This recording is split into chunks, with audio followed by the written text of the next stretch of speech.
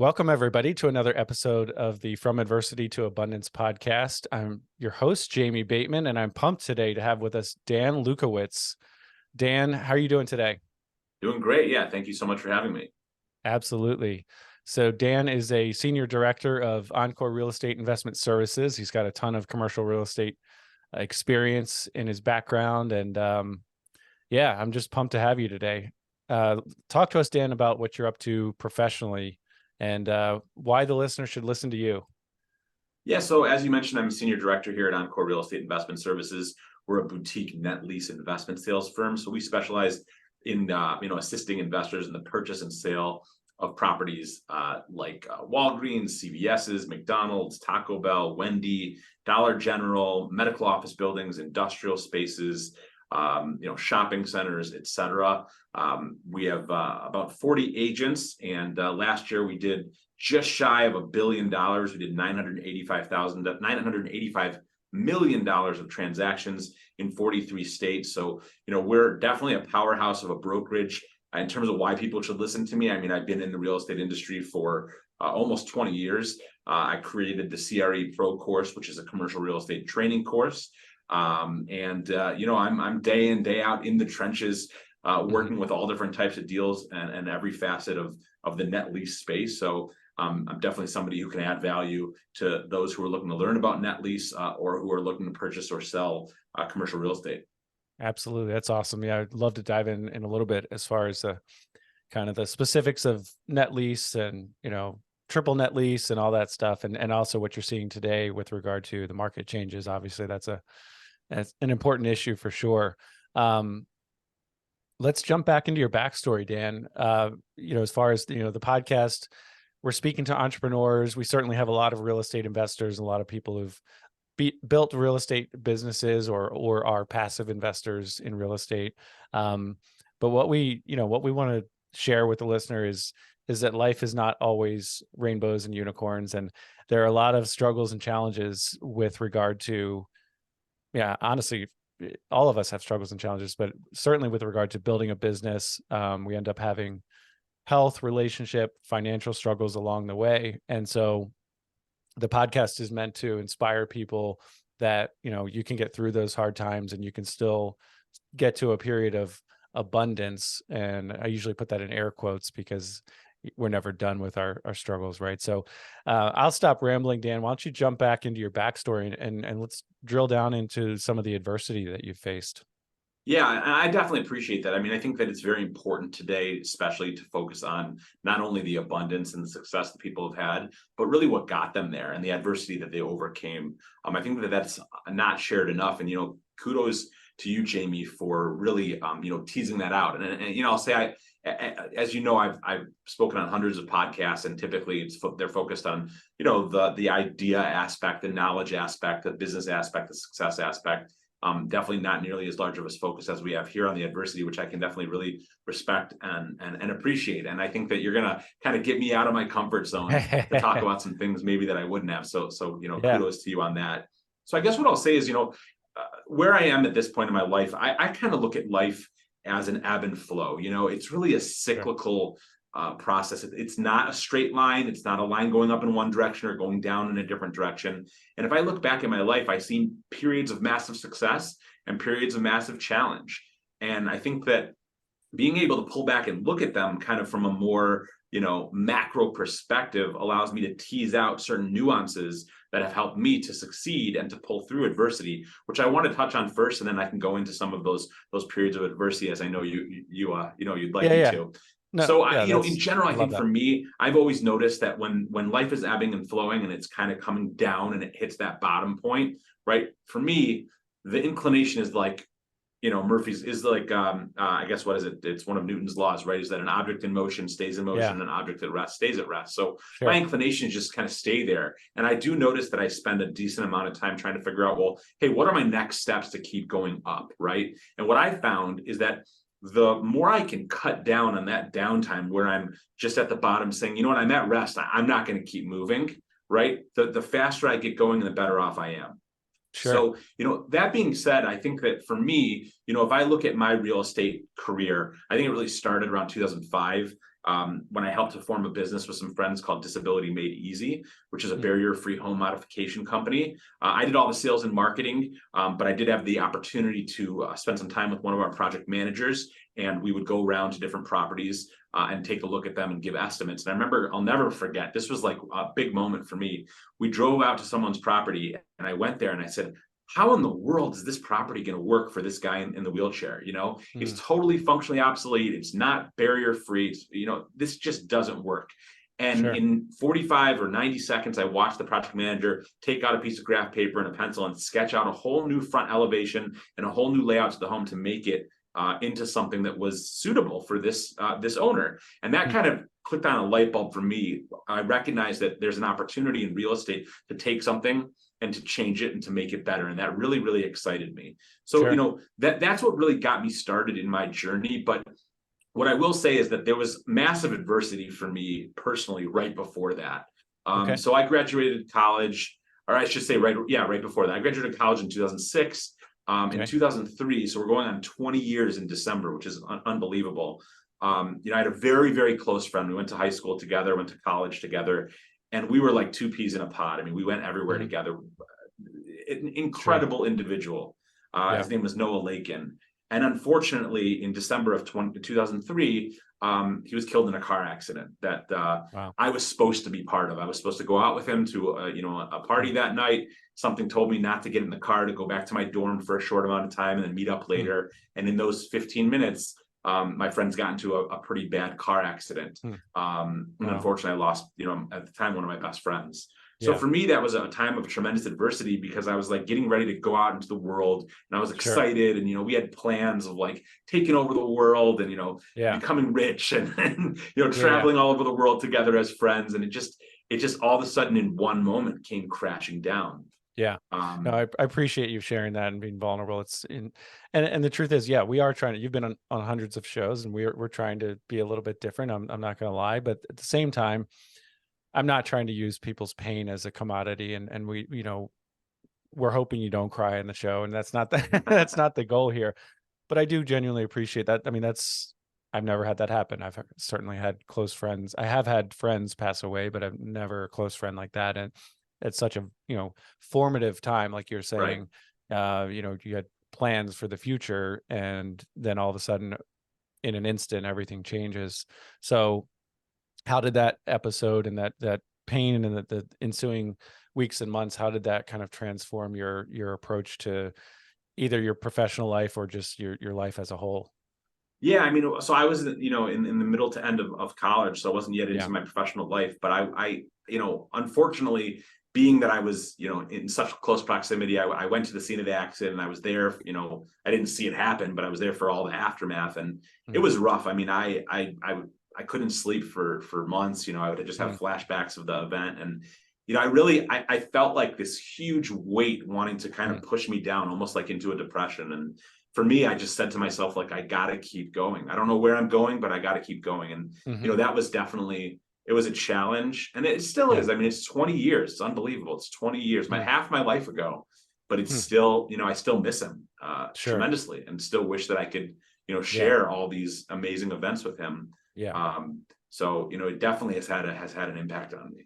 Yeah, absolutely. We had a guest, his name's Chris Larson. He's also he's a more of a capital raiser, but commercial real estate investor. And we had him on the podcast a while back, and he had a bicycle training buddy. They were best friends, like, through, you spent every moment together, and his friend passed away. And it just, I think it was around college. It might've been right after college, but it certainly had a major impact on the way he approached life and just kind of appreciating life. So I definitely advise the listener to go back and listen to that episode. And I'll just quickly throw this in. I was deployed to Iraq in 2005, 2006, and we were supposed to be out west, where we ended up switching with a different team. And so I've ended up going to a different location than, you said you were supposed to be in the car, basically.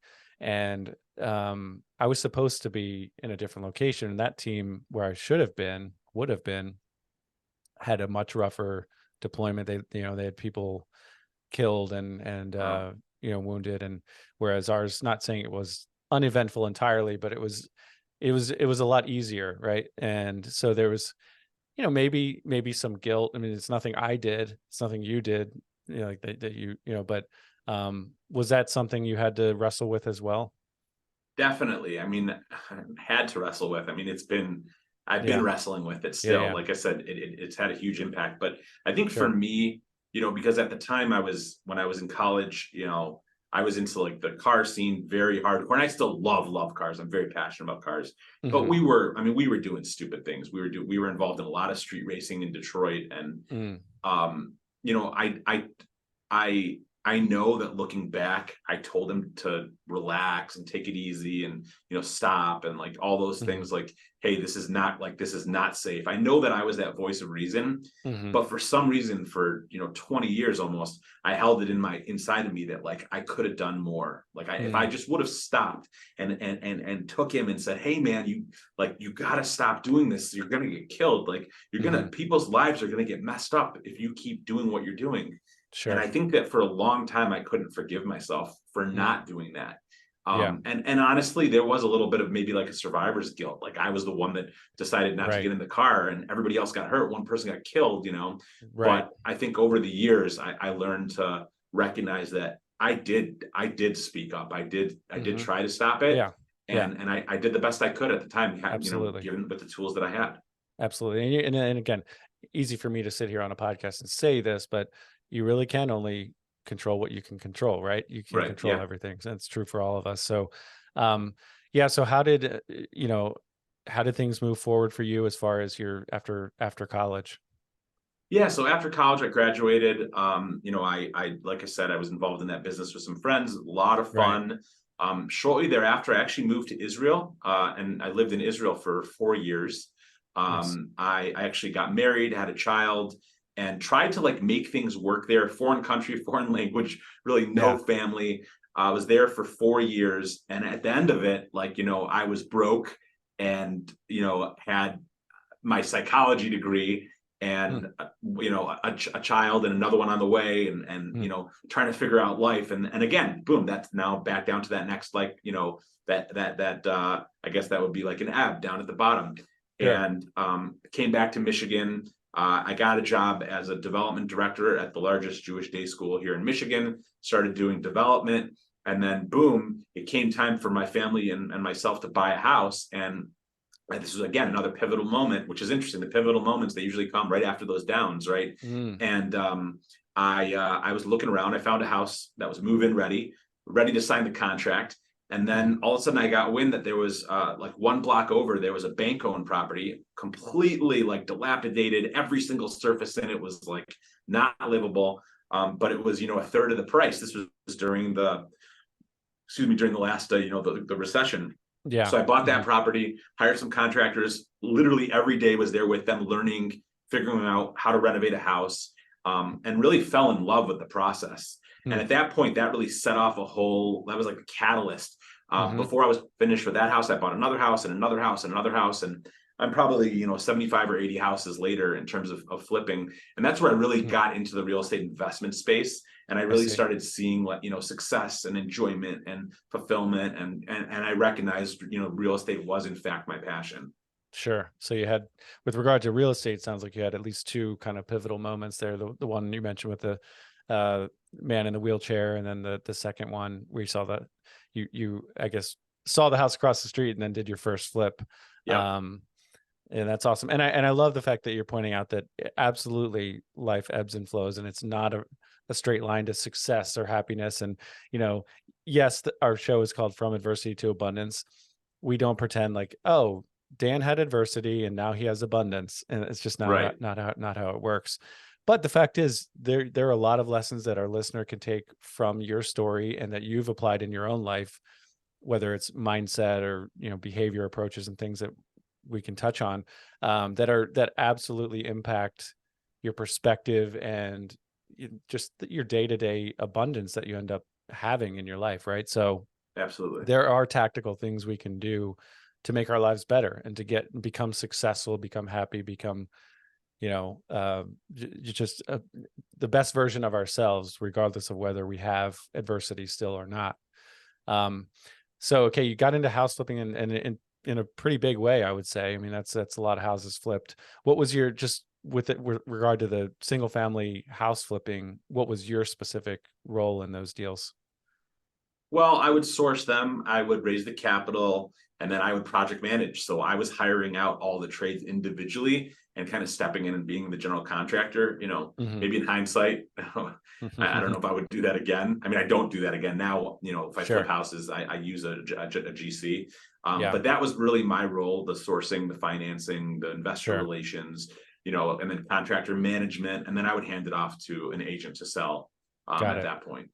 Yeah. Makes a lot of sense. And, you know, correct me if I'm wrong, but my opinion is house flipping is really not real estate investing. It's a ton of work. It's transactional. It's a job. I mean, it can be very lucrative. I'm not saying it can't be, but it's not real estate investing. Would you agree with that? I mean, I look at single family house flipping as like a gateway drug. Mm, I think it's the way into more advanced real estate investing sure. um, for a lot of people. Yeah, I would agree with you. It's not. It's more of a job, right? Because it's so active. Yeah. It's an investment. Yeah, sure, you're making an investment, but you're Sure. really putting in some blood, sweat, and tears. And Yeah. listen, Yeah. I'll be the first to tell you, like I've had some massive successes in the house flipping Hmm. world, and I've had Hmm. some big flops. Mm, So yeah. there's a Sure. lot of risk in it. Anyone who Yeah. is getting into it should recognize that there's definitely a lot of risk involved in Absolutely. house flipping. Yeah. And that's another point we could draw out real quickly is that, people love to say active investing versus everybody's looking for passive investments, right? And I'm in a mastermind that's called the Passive Income Mastermind. I run a couple of mortgage note funds for passive investors, but the reality is there's a lot of in between, Yeah. so flipping is a very active investment. Well, maybe For we sure.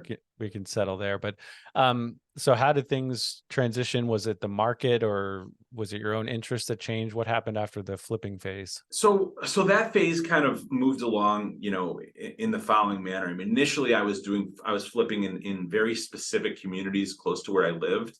The Yeah. prices were very low. I mean, we're talking about, during the recession.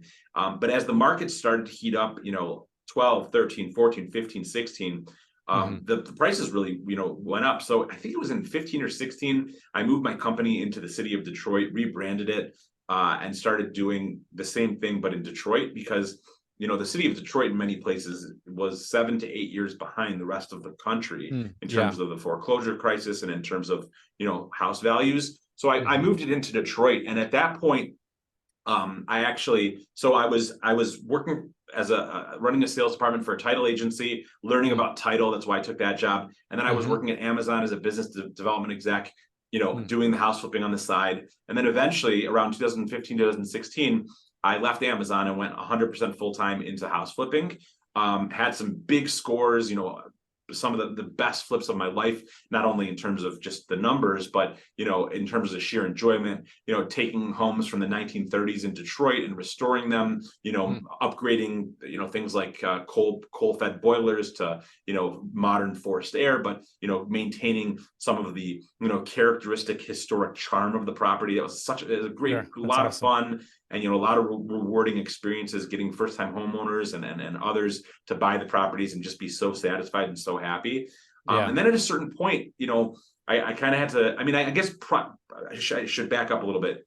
In 15, 16, when I left Amazon, I remember thinking to myself, how many houses do I need to own to replace my W-2 Mm, income? hmm. And the number I came up with at the time was 20. So I went out, Uh-huh. bought 20 houses, raised the capital, and started working on them. And that for me was like really a turning off point, because that was the last time that I worked in corporate America and had a W-2 and wasn't, like, so to speak, my own man. Hmm. There's really no looking back. I told somebody the other day, I'm not really employable anymore as a W-2 employee, Yeah. just Yeah. because of my mindset and what Absolutely. I do on a day to day. But after that, what happened, Jamie, is I kept going and kept going and kept going. And I know that for me later, I made a post about this recently. I Hmm. put a video up on LinkedIn with a Hellcat doing a burnout, at the Mm, Dream Cruise this past weekend. And I wrote a whole post about how, it's one thing to have power, and power is like charisma and hustle and grit and sales acumen and all those things.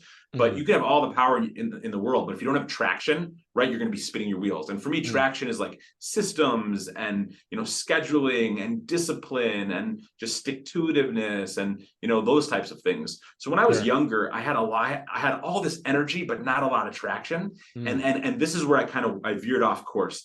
I bought a lot of properties. I got excited. I was buying $5,000-$10,000 a house. And I was buying these properties a lot of times in the winter, not knowing what the neighborhood was like. And then the summer comes along and all the gang members come out and the drugs come out. And, I just remember sitting on this block with my team and our trucks. And all of a sudden, SWAT pulls in and the police block off the roads and the helicopters are up in the sky. And, there was a raid that went wrong and there were people that were shooting in the streets. And I was just like, I am going to get killed. And at that point, not that day, but within a few days afterwards, one of the neighbors, there were a couple kids that lived across the street from one of the houses I was flipping. And the kids wanted jobs. So I let them work for us.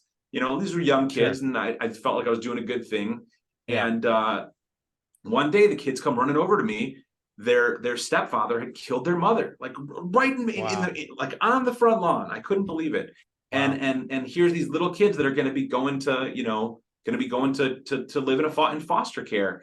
And I said to myself, like, I'm not going to end up, dead. I've got my family, I have 5 kids. I have people that are counting on me. And at that point, I decided to, leave the house flipping world full time and get into commercial, net lease investment sales brokerage. I had a lot of what I called toxic inventory properties in that neighborhood that I didn't ever want to see again. And I remember talking to one of my friends and just deciding, like, I gotta get rid of these properties, even if I take a loss, because they're weighing me down. And once I did that, Jamie, I felt that weight off of my chest and I was able to like really take off in commercial brokerage. Thankfully. That's awesome. Yeah, no, that's a really key point too, is sometimes it's okay to take some steps back to, financially, it sounds like you probably took some steps backward to sell those properties because it gave you clarity and peace of mind and freedom to be able to focus on the much bigger goal in front of you. I'm just curious so I know, like, I used to, I got into listening to Bigger Pockets, like a lot of people did, back in the 10 years ago, whatever. And Josh Dorkin used to kind of bash Detroit. I don't know if you ever listened to any of those episodes, but he used to say, stay away from Detroit. Don't touch Detroit as far as investing goes. What would you say to that? I mean, I would say that like Detroit is a special animal. It's a different market today than it was when I was doing this. That's first things first. But, there's opportunity to make a lot of money and to be successful, but Detroit has its own unique set of issues. You have to be so careful. I mean, Detroit is like nowhere else I've ever been in the world. It's not only like neighborhood by neighborhood, it's block by block and it's house by house. I mean, you might have a beautiful few houses and the next door there's a drug dealer and across the street there's a house that's totally burned out. So, you just got to be careful. Don't do it without someone who knows what they're doing. I mean, and that's probably good advice for anything, but especially investing in Detroit.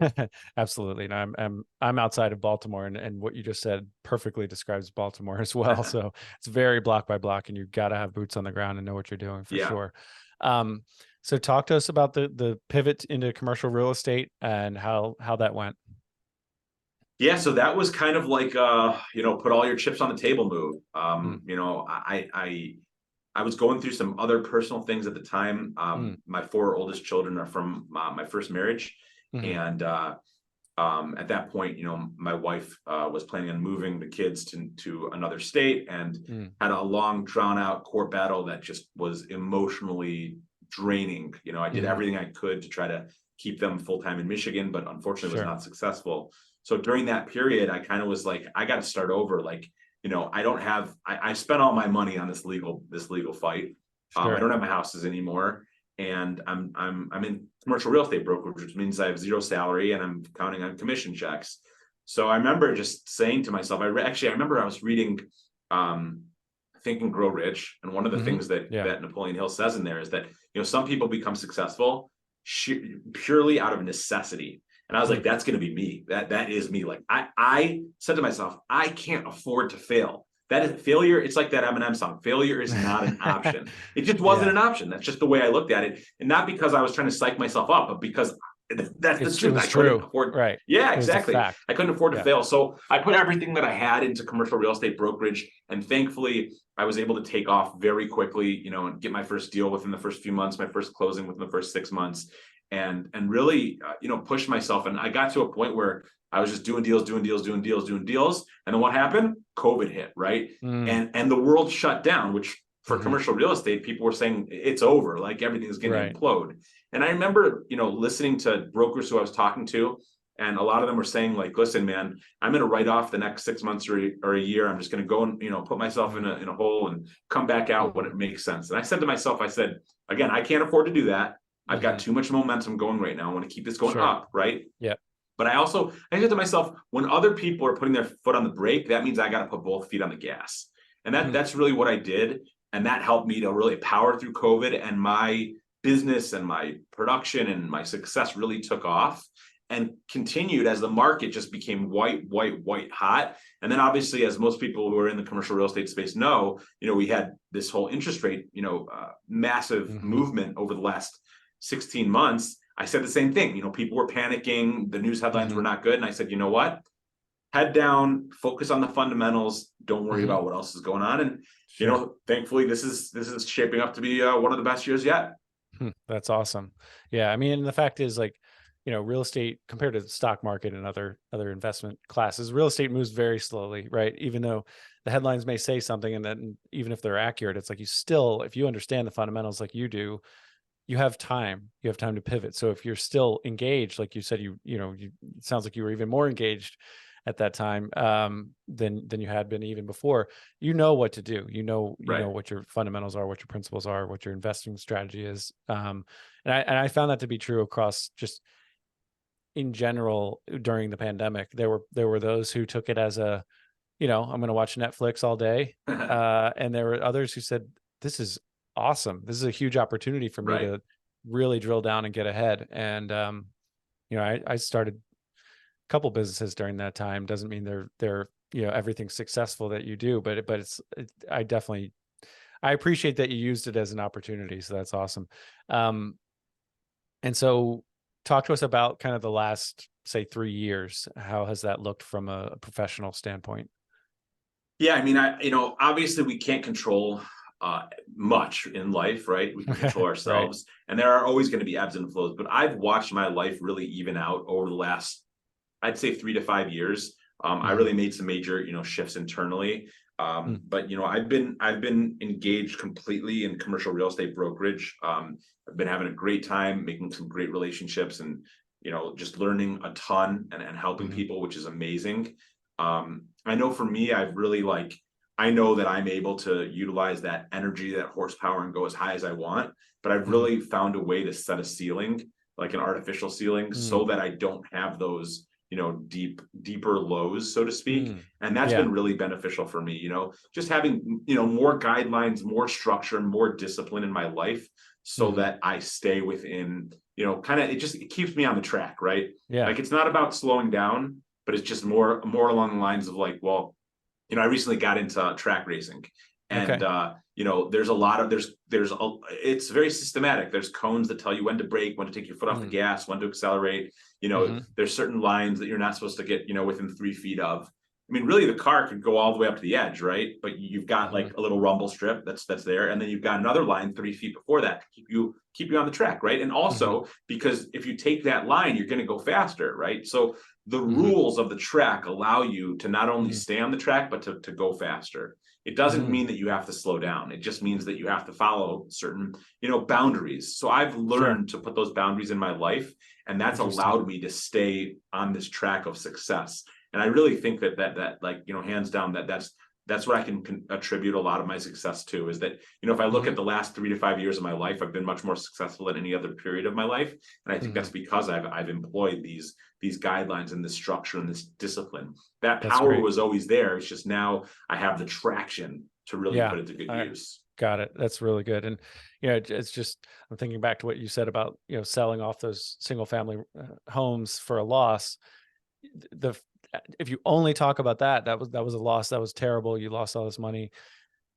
But if you zoom out in the big picture, that was the thing to do. So if you Yep. only, and similarly when you're doing track racing, if you're coming around a turn, and you take it, maybe if you're only thinking about that one moment on the track, then you probably shouldn't follow those guidelines. You shouldn't follow what you're talking about, the rules, if you will, because you're going to lose, it just doesn't make sense in the moment. But in other words, you've zoomed out and you're looking at the whole racetrack.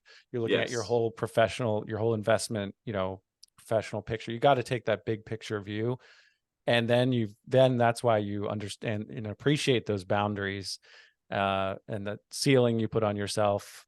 So that's I'll get off my You're soapbox right. here, You're but right. And to piggyback on that, like when you're racing, you can't just look at what's in front of you, right? And that's the same thing in life. Mm-hmm. If you're down and you look at what's in front of you, that's all you see, right? Mm-hmm. But in racing, you have to look ahead. You have to look down the Sure. track and see what's way down the track. And I Yeah. think that that's a great lesson for life, because if we can look down the track and say, you know what, right now, today it sucks. Today it's hard. Today it's difficult. Today I don't want to get out of bed. But if I just do these activities for a while and build that momentum, Right. I can see in the future, because I've been there in the past. There's going to be success again. There's going to be Sure. sunshine after this rain. I think that's really important. Yeah, absolutely. That's awesome. Okay, so it sounds like your business has really kind of taken off in the last few years. Yeah. Speak to just the broader market as far as what you all do, and what you're seeing in the market. And I'm not asking you to make bold predictions necessarily, because usually people's predictions are wrong, right? So I don't want to set you up for failure there. But what are you seeing in the marketplace from a commercial real estate perspective? Yeah. So in terms of the first part of your question, what we do, I mean, we're net lease investment sales brokers. So we advise clients on the purchase and sale of a very small band of properties. So single tenant net lease properties like Walgreens and CVS and McDonald's and Taco Bell and Dollar General, AutoZone, those types of properties, multi-tenant retail shopping centers. I've sold some resorts, not something we usually specialize in. Medical office buildings. We do some industrial as well.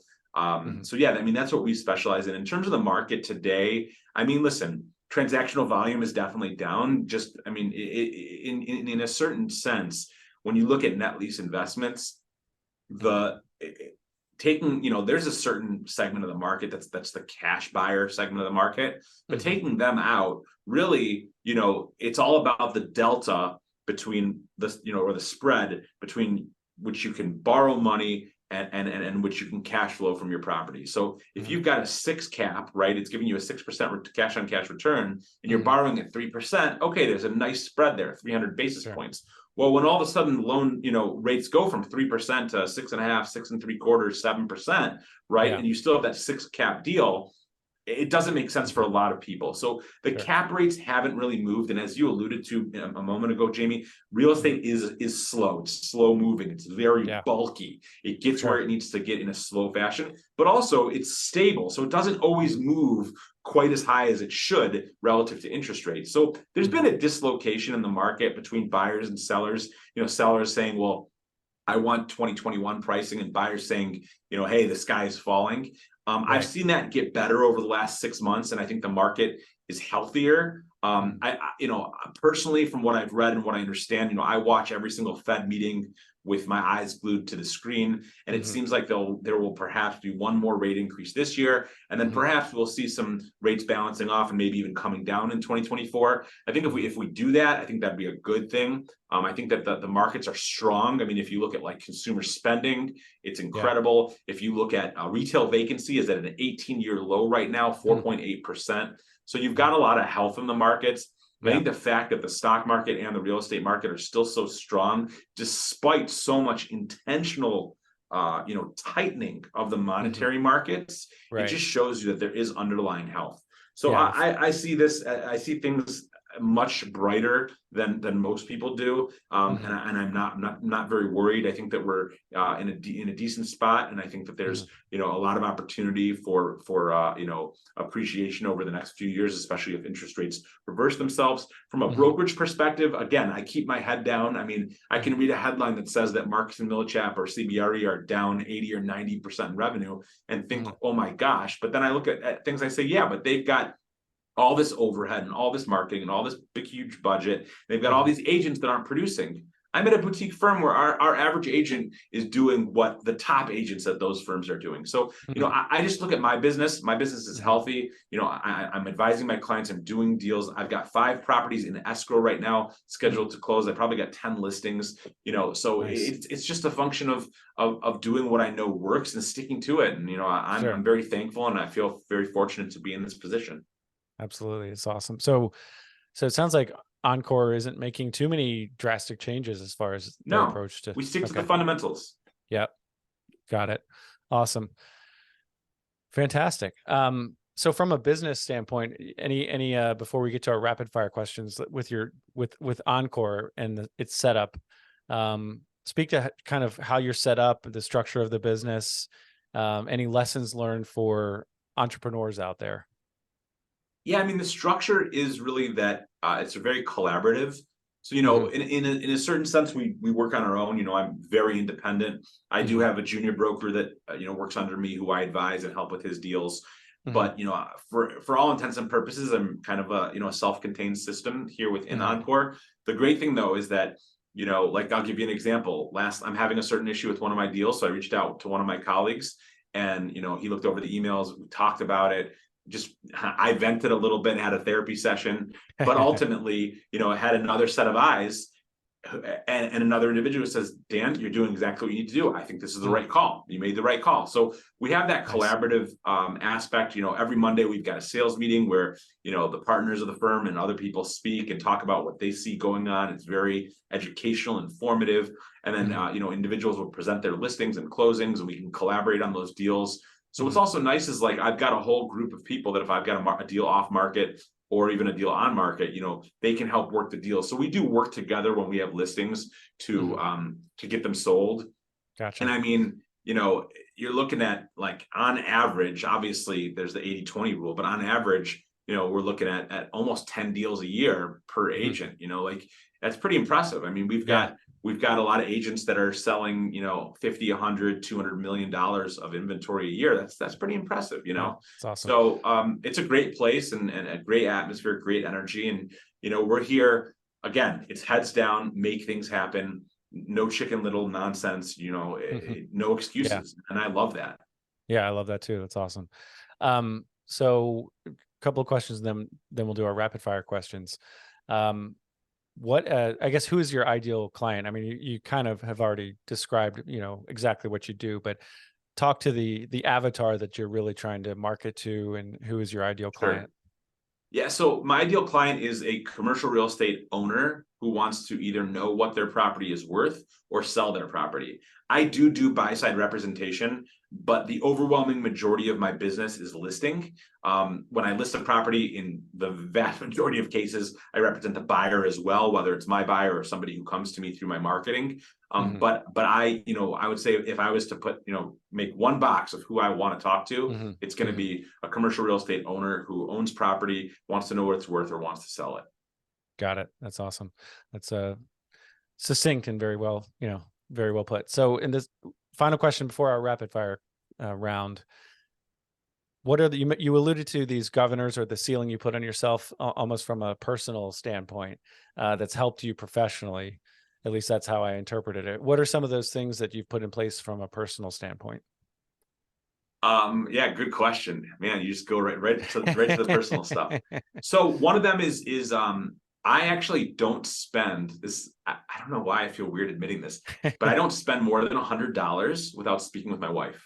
Okay. So that Yeah. that helps me, to avoid impulse purchases, Sure. and also to avoid, conflict with my significant other, which is never fun and not something that I want. No. So that's definitely, something that's a boundary that I put in place. Yeah. I don't really, I mean, I shouldn't say I don't really, I don't use drugs, very, very little alcohol. Yeah. So I have that boundary. I think Sure. that's very important for me to make sure that I'm, you Yeah. know, on the straight and narrow. And I'm in an industry, just quite frankly, the honestly, like, commercial real estate brokerage industry is full of drugs. It just is. And Huh. it's just not Yeah. something that's good for me. So, Sure. that's a boundary I have in my life. I put a boundary around sleep. I'm normally in bed by 11 o'clock every single night. Yeah. I try to, my real metric there is that, I want to have, between the time that I'm, like, turning off the lights and the time I have to wake up, is at least 7 hours, right? But ideally 8 hours. So that's very important for me. Being well rested is tremendously important. Sure. I have an accountability partner from my next level mastermind, one of my best friends. Ironically, and I've told him this, I almost feel like the friend that I lost was replaced by this friend just because their energy is so similar. Now, next level mastermind, who runs that, if you don't mind me asking? Next Level Mastermind is just a group of 18 commercial real estate professionals from across the country. Gotcha. Mo Bina and Adam Carswell was really one that was running it, but he's kind of doing some other stuff. But it's been amazing. I've met a ton of great people there. So having him, having our weekly accountability sessions where we set goals and we keep each other accountable has been huge for me. Exercise, making sure that I exercise regularly has been huge. I'm trying to think of what else. Yeah, no, that's a lot. That's really good. Like I used to suffer from shiny object syndrome. So for me, like what I do is like I focus as close to 100% of my energy on brokerage as possible. I had an opportunity last year to buy a lake house from a trustee that I knew and flip it. And I thought to myself, I said, is this worth it? Is this worth the potential distraction? And, I analyzed it. I talked to some people that I trust and I decided, it was worth it. And it's pretty hands off. So I did it. But my point is that now, I look at what I do as gold and I'm not willing to sacrifice it, even if there's a pot of silver over there. It doesn't matter. That's really huge for me. Yeah, because there is opportunity cost, in everything you do. The reason I asked about the next level mastermind was Chris Larson's, who I referred to earlier. His company is Next Level Income and Next Level everything. So I didn't know if he was in. I don't think he's not related, but that sounds cool. You ready for some rapid fire questions? Let's do it. All right. So Dan, what is one thing that people misunderstand about you? I don't know. That's a question for other people, right? That's such a hard question. What's one thing that people misunderstand? I say rapid fire. That is a tough one, though. I know. I think one thing I would say is like, I think the fact that I have 5 kids, like people don't understand it. And I often, like my youngest is almost 1 and I will often be out. Like this just happened the other day. And people are like, oh, just wait till he's older. Just wait till he's older. And I'm like, dude, I have 5 kids. I know what it's like. Right. No, that's a good. So people misunderstand that. And then I don't know, maybe my energy, I think potentially that there's a potential for misunderstanding, like what it really is and how that is my essence and that is who I am. Great answer. What's one of your biggest failures, regrets, just something you would like to do over if you had the chance? I love all my kids so much. I can't imagine life without them. There is a part of me that wishes that I was able to be successful at being married one time and having kids one time, and you know what I'm saying? Like, and I love my wife. I wish that happened with her, but I think that's something that does pain me. And then in terms of like, I guess that answers your question, but like biggest failures. That's such a good question. I think I touched on a lot of them today in the show. Sure. All right. If you could go back and give your 18-year-old self some advice, what would that be? Focus. Like you've got so much energy and so much potential. Take that and put the widest set of tires on that you as you can and harness that energy and just focus. Become an expert in one narrow focus and then go from there. Awesome. If you could have coffee with any historical figure, who would it be? Oh, that's a good question. I probably want to have coffee with Michael Jordan. Oh, I love that. I've watched the Last Dance 3 times. Such a good series. If you were given $10 million tomorrow, just personally, just hand it, blank, well, not blank, but $10 million, what would you do with it? Whew. I mean, wow. I would, first of all, I'd be done. Maybe I'd still work and do real estate deals because I love it, but I wouldn't feel forced to do it. So first of all, I would definitely buy a Gen 5 Dodge Viper. That's for sure. I would do that. I'd spend, 120 grand out of the $10 million on that. I would set up a solid plan of investment, heavily emphasizing, real estate, but very diversified so that $10 million could yield me, let's call it, even if that $10 million yielded me 6% annually, I'd Yeah. still get, 600 Yeah. grand a year. Obviously, I'd have Yeah. to take 125 off the top for my Viper, but still, or not, or I would just invest that money, wait a year, and use part of the Mhm. 600 for the Viper. Yeah, there you That's go. smarter. Yeah, I like that. What is a challenge that you're facing in your business right now? Um, I think this is kind of like it's a great question. This is like a limiting belief Hmm. challenge, but I'm at a point where I'm very busy. Hmm. Managing 5 escrows is hard, right? You get an email from title company and you're like, wait, which deal is this? So Yeah, I'm like, I'm flowing. I'm in you're work. I'm max. going. I'm Yeah. doing everything, making the deals happen. Hmm. I know that there's things I could do to take it to the next level. Hmm. Like for example, hiring somebody to database and cold call specific asset owners and then get Hmm. me on the phone when they want to sell. Hmm. However, I'm struggling with the idea of being overwhelmed. I don't want to be overwhelmed. Hmm. So that to me is like, I know if I do this, it's the right thing to do business wise, but I Yeah, don't know if I will be overwhelmed or not. So I'm really struggling with that sure. psychologically. Yeah, no, that's a good. I mean, we all have struggles like that, so that's very a great answer. Um, how about a book? You've already mentioned a couple, one or two books. Are there any other books that you could recommend for the entrepreneur out there or real estate investor out there?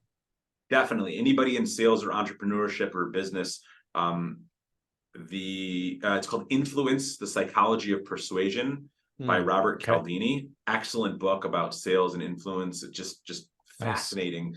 Great tips and tricks. I have a friend who tells me I'm not allowed to recommend the book because I'm not allowed to give out the secrets, but I don't care. It's such a good book. That's a great one. I'm not a Nice. multifamily guy, but if you're into multifamily, there's a Yeah. great book. It's called Multifamily Millions. It's a small blue book. Hmm. Okay. Dave Lindahl, I believe, Okay. is the Yeah. author. That's a great one. Think and Grow Rich is huge. I've read that probably Sure. 6 times. I love it. How to Awesome. Win Friends and Influence People is a great book. Yeah. And then Those are great. 10x. 10x is a great book. Those are Oh, all. also one more. It's Jay Pappison and Yeah. The one thing. Or exactly. yeah. I'm blanking on his co-author's name, but Yeah, yes, Gary great book. Keller. Yes. Yes. Fantastic book. Those are, yeah, those are great. Um, awesome. What about, um, I guess, financial abundance? Just what does that mean to you? Financial abundance means, not worrying if my wife wants to go out to a nice dinner tonight. It Yeah. means, if I need a new shirt, getting it. It means, honestly, it's incredible to me because, one would think that it's all about effort, right? Results come from effort, and effort is necessary, but without mindset, effort is meaningless. So what I found is that when I sit back and I do those Think and Grow Rich things, and I say, you know what, this year I'm Mm-hmm. doing, like, I know my numbers. I know how many deals I'm going to close, right? I Mm-hmm. know how much money I'm going to make. That I've already made up my mind. It's going to happen. And I've Mm-hmm. done that before. And I've watched myself do things that 5 or 10 years ago, I would have said these things are 100% utterly impossible. Right. So for me, Yeah. that's abundance. And it's knowing that, like, I'm selling myself short, right?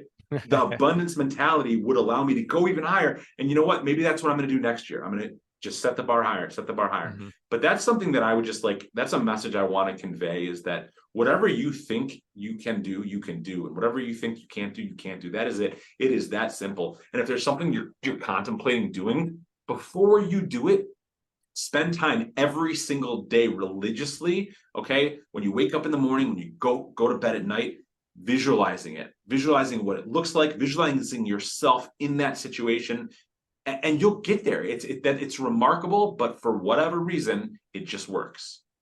It's great. I'm glad I asked that question because that was some gold right there. Uh, Dan Lewkowicz, what have we not covered that you'd like to? I guess I would just say that I've been blessed and fortunate to have great mentors and great people in the industry and outside of the industry who I consider my friends and my family, who have helped me tremendously. And I want to say that if there's anybody who's watching or listening to this, if you want to reach out, if you're thinking maybe I should call this guy, maybe I should send this guy a message, maybe I should connect with them on LinkedIn. I don't know if I should do it. Do it, please do it. Take the opportunity. It's in front of you. I want to give back. I love providing value. And there's nothing that makes me happier than when I get a phone call from someone who I talked to 6 months or a year ago, and they say, Dan, do you have 5 minutes so I can tell you how well it's gone since we last talked? I love that stuff. So please reach out. I'm here to add value. I'm here to help. If you have commercial property, you want to know what it's worth, you want to know to sell it, you want to sell it, I'm your man. But even if you don't and you just want to talk, or there's anything I can do, please reach out by all means. That's awesome. If somebody does want to reach out, you mentioned LinkedIn. Where else can they find you? Yeah, so first of all, I'm very active on LinkedIn. I have pretty much daily content. So please reach out there, follow me. My first name is Dan, last name Lewkowicz, Lewkowicz. Again, Lewkowicz. And then I'm happy to share my direct line, my cell phone number. Sure. It's 248-943-2838. Again, 248-943-2838. It would be my pleasure to connect. Awesome. Dan, this has been fantastic. You got a lot of energy, and it's just like boom, boom, boom, boom, boom. A lot of, I use this term too often, but knowledge bombs just constantly firing on this one for sure. So thanks for taking the time. Yeah, my pleasure. Thanks for having me. This was great.